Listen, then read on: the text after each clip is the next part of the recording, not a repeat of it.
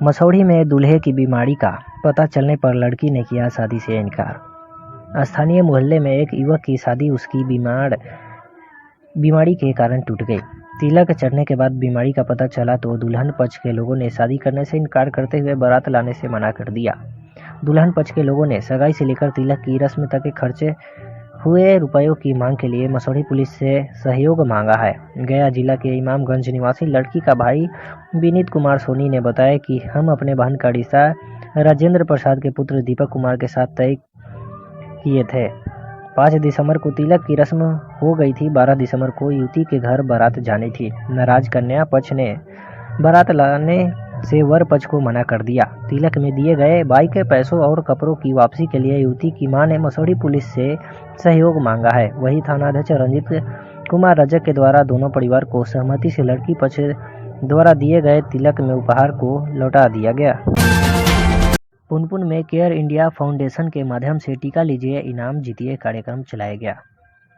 पुनपुन में care India foundation के माध्यम से पुनपुन हॉस्पिटल में दूसरा डोज लेने वाले को पुरस्कार दिया गया। इस संस्था के द्वारा पहले भी 27 नवंबर से 4 दिसंबर तक पुरस्कार वितरण किया गया। इसका समय अवधि 4 सप्ताह बढ़ा दिया गया है। सत्येंद्र कुमार, राजीव कुमार सिंह, गौरव कुमार द्वारा बताया जा रहा है कि लोगों द्वारा दूसरा डोज का नज़रअंदाज कर रहे हैं।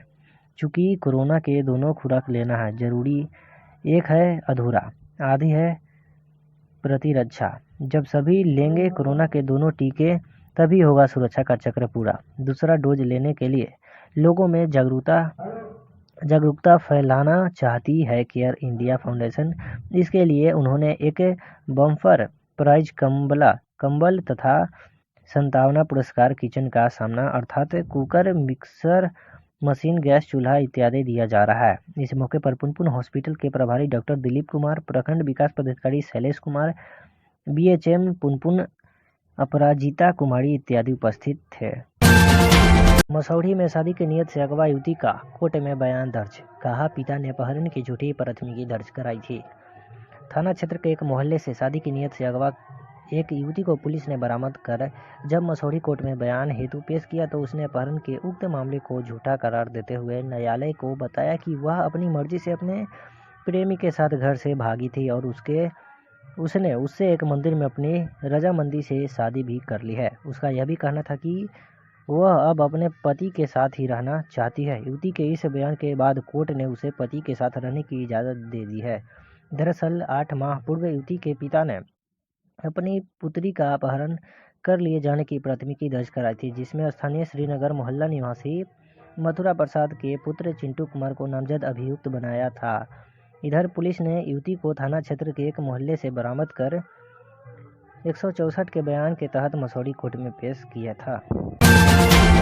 धनड़ुआ में जेसीबी की जांच में पहुंची पुलिस ने 4 लोगों को 6 लीटर शराब के साथ गिरफ्तार किया। ननौड़ी गांव में ट्रैक्टर चोरी व बरामद जेसीबी के मामले में जांच धनड़ुआ पुलिस रात को ही की। इस दौरान 4 लोगों को पुलिस 6 लीटर शराब के साथ गिरफ्तार कर लिया।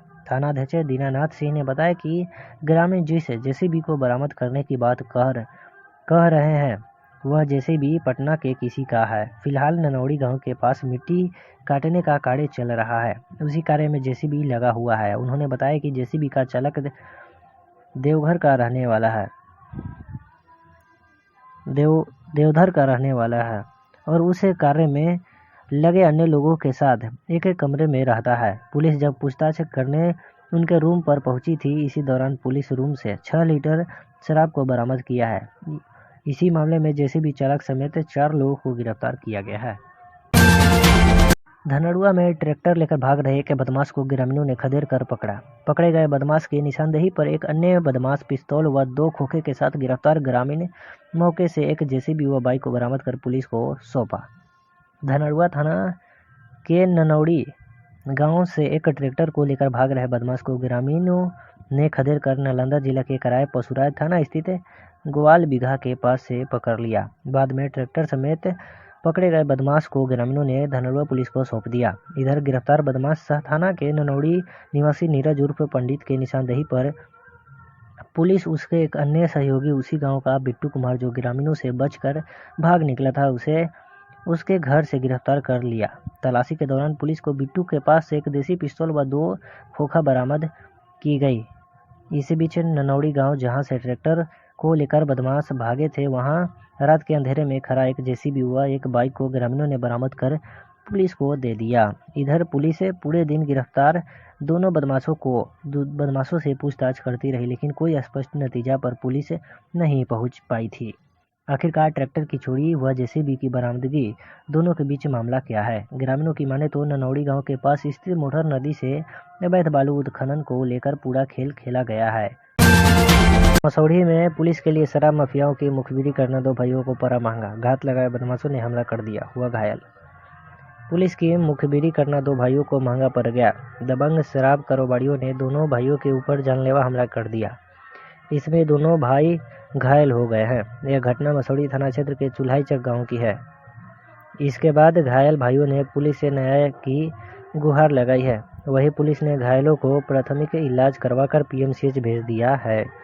चुल्हाईचक गांव में पुलिस की मुखबिरी का आरोप लगाकर गांव के ही राजकिशोर यादव और उसके भाई को तेज हथियार से वार कर लहूलुहान कर दिया गया। इस घटना के बाद दोनों भाई घायल अवस्था में मसौढ़ी थाने पहुंचे और न्याय की गुहार लगाई है। पुलिस ने फौरन दोनों को प्राथमिक इलाज करवाया, जहां से बेहतर इलाज के लिए दोनों को पटना पीएमसीएच भेज दिया गया है। जख्मी राजकिशोर यादव के बयान पर पुलिस ने थाना क्षेत्र के इस्लामपुर गांव निवासी हरि यादव के ऊपर केस दर्ज किया गया है। फिलहाल पुलिस हरि यादव की गिरफ्तारी के लिए उसके गांव में छापेमारी कर रही है। घटना के बाद हरि यादव गांव से फरार बताया जाता है। ग्रामीणों ने बताया कि घटना उस वक्त घटी जब पीड़ित राजकिशोर यादव अपने भाई के साथ गांव के बधार में भैंस चराने गया हुआ था। पहले से घात लगाए बैठे शराब माफियाओं ने उसके ऊपर हमला कर दिया और दोनों भाइयों को लहूलुहान कर दिया। मसौढ़ी अस्पताल में प्लांट के बावजूद मरीजों को नहीं मिल रहा ऑक्सीजन। अधिकारी भी कुछ बताने से कर रहे इनकार। अनुमंडल अस्पताल मसौढ़ी में ओमिक्रॉन को लेकर अलर्ट के बाद आनन फानन में ऑक्सीजन सप्लाई की शुरुआत तो हो चुकी है मरीजों को, लेकिन अभी भी ऑक्सीजन की सुविधा के लिए कुछ दिन और इंतजार करना पड़ेगा, क्योंकि अभी ऑक्सीजन की शुद्धता की जांच नहीं हो पा रही है। जांच रिपोर्ट कब आएगा और कब मरीजों को ऑक्सीजन मिलना शुरू होगा, किसी को कुछ जानकारी नहीं है। कोरोना संक्रमण लहर के पीक में एनएचआई के तत्वाधान में पूरे बिहार में कई जगहों पर ऑक्सीजन गैस प्लांट की शुरुआत की गई थी। उसके बाद 6 अक्टूबर को देश के प्रधानमंत्री नरेंद्र मोदी द्वारा वर्चुअल उद्घाटन किया गया था। उसके लंबे अरसे बाद ऑपरेटर की बहाली नहीं हुई, जिसको लेकर ऑक्सीजन गैस प्लांट की शुरुआत नहीं हुई है। ऐसे में अब कोरोना के नए वेरिएंट ओमिक्रॉन के अलर्ट आने के बाद में एक बार फिर से आनन फानन में ऑक्सीजन गैस सप्लाई शुरू कर दी गई है। सच्चाई यह है कि अभी तक ऑपरेटर बहाल नहीं हुए हैं। अस्पताल के ही कुछ कर्मचारियों को प्रशिक्षण देकर ऑक्सीजन सप्लाई शुरू की गई है, लेकिन अभी भी मरीजों को कुछ दिन और इंतजार करना पड़ सकता है, क्योंकि अभी ऑक्सीजन की शुद्धता की जांच नहीं हो पाई है। विशेषज्ञ का कहना है कि ऑक्सीजन सप्लाई शुरू हो चुका है, लेकिन लैब टेस्टिंग करानी होती है और ऑक्सीजन की शुद्धता की जाँच 95+ होनी चाहिए। ऐसे में अगर डायरेक्ट मरीजों को ऑक्सीजन सप्लाई करेंगे तो वह घातक हो सकता है। इसके लिए मसौढ़ी वासियों को ऑक्सीजन के लिए अभी भी कुछ दिन और इंतजार करना पड़ सकता है। मसौढ़ी बाजार में जाम से परेशान आने जाने वाले राहगीर। सड़क तक अतिक्रमण के कारण आने जाने वाले लोग के साथ वाहन चालकों को काफ़ी परेशानी। कुछ फुटपाथी दुकानदार सड़क तक अतिक्रमण कर लेते हैं, जिससे आए दिन जाम की समस्या बनी रहती है। फुटपाथी दुकानदार अगर थोड़ी सी ज़्यादा सड़क पर अतिक्रमण न करे तो हर समस्याओं का हल हो सकता है। इस खासकर प्रशासन की ध्यान देने की बात है। भरण पोषण करने के लिए हर परिवार को मेहनत तो करने की आवश्यकता है, पैसे कमाने के लिए, लेकिन इतना भी न कि पूरी सड़क पर अपना दुकान बना ले।